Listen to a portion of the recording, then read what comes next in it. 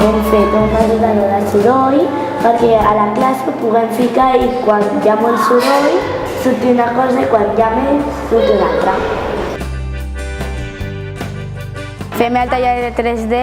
Primer vam posar el que ens fa sentir bé en un paper. Després vam fer-ho amb plastilina.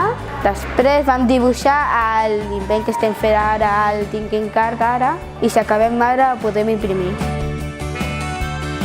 Aquesta iniciativa el que pretén és apropar tant estudiants com mestres al món maker. Està composat per components de tecnologia, però també té components del món de l'art, de creativitat.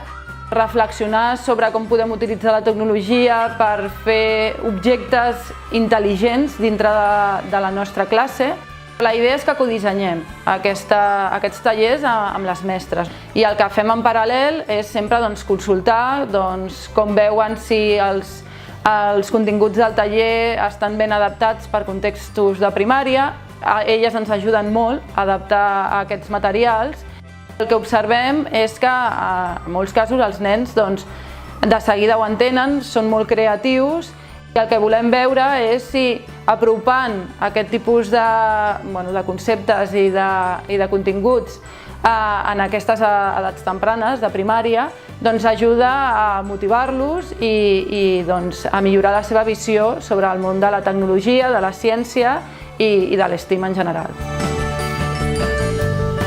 L'altre dia que vaig començar a l'Scratch vaig aprendre una altra cosa nova que no sabia nunca ni pensaria que es faria. A mi m'ha agradat molt fer el taller i jo vull que en sisè o a l'institut o en qualsevol lloc fes un altre taller de 3D.